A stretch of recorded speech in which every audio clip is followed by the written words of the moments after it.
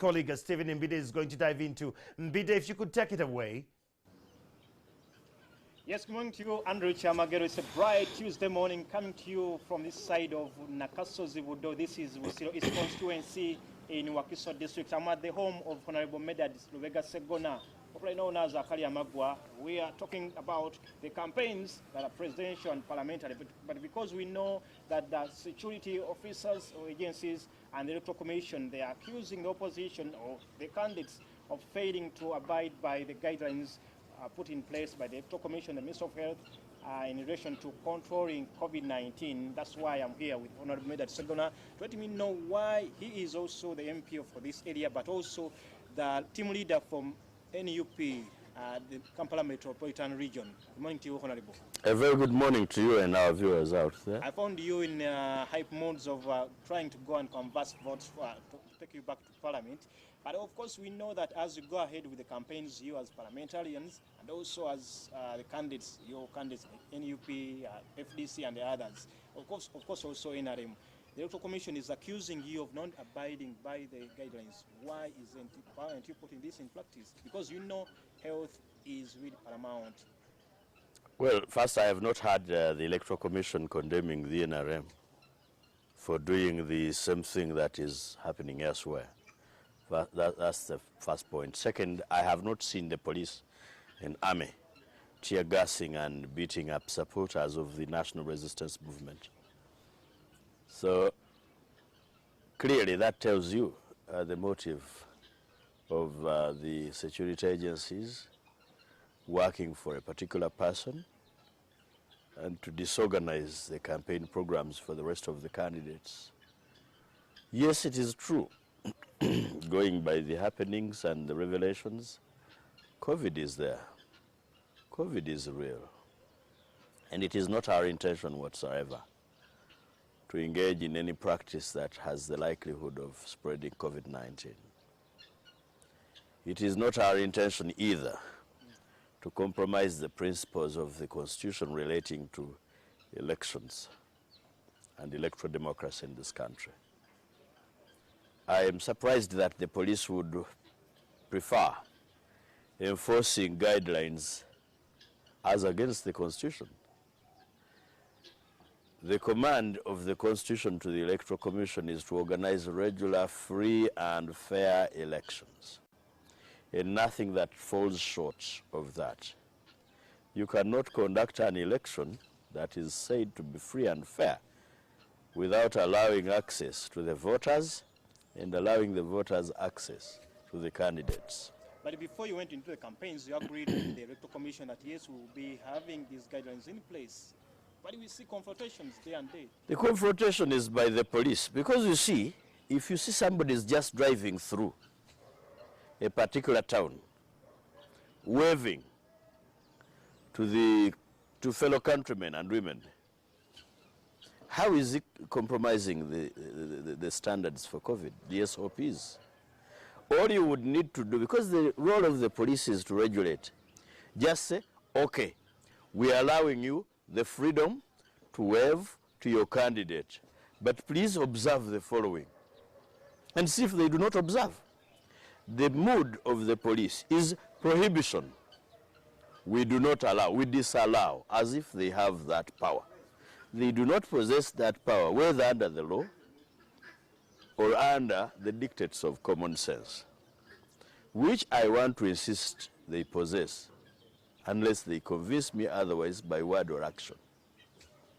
All you need to do, tell them distance, social distance, 2, mask, and see the reaction of the people. But that accusation there from the EC is that even the mere thing of just putting on a mask by your principal, the candidate for NUP, he's not even putting on a mask even when he's just waving at the people. But he's in his car with the people he trusts. The man is in his car. It is not that he's out there mixing like the Minister of Health was doing, like the Minister of Justice was doing. No, the man is in his car. I am not putting on a mask. I am seated a distance from you. You found me in my home with my people. Why would you require me to put on a mask when I'm playing with my children? You found me playing with my children. But these are campaign rallies, you know. They are campaign rallies, but the man is in his car, a distance from those people you're talking about. Okay? Two, you do not expect somebody who has gone to introduce himself to the voters, who has not been in that area before, to mask himself and then expect the voters to know the face they are going to vote for. With these ugly scenes that you are seeing from across the country, from these different areas, especially from the NUP camp that you've seen with the police and the supporters of Robert Kyagulanyi Ssentamu, this is just week 2. For how long shall we see these ugly scenes where many are even injured? Just week 2 out of the 60 days. I think that's the right question, but the wrong person. You've not seen our supporters or my candidate throwing stones at the police or the military. Go and ask Martin Okoth-Ochola. Go and ask Sabiti Muzei. Go and ask David Muhoozi. Go and ask Timuhabu Yoweri Museveni. When are they going to stop killing Ugandans? When are they going to stop harassing Ugandans? Away from these people being supporters, they are Ugandans. They are entitled to the protection of the law. They are entitled to protection by those they pay to protect them. And they are the same people shooting at them. So ask Yoweri, who is the chief guard, when is he going to stop killing Ugandans? What would be the limitations for a credible, free and fair electoral process? Because just 1 month away to the general elections. But when we see this happening, because we just have December and then January 14th shall be going for the elections, what will be the limitation, especially for your party? What do you think they will deny you victory as NUP?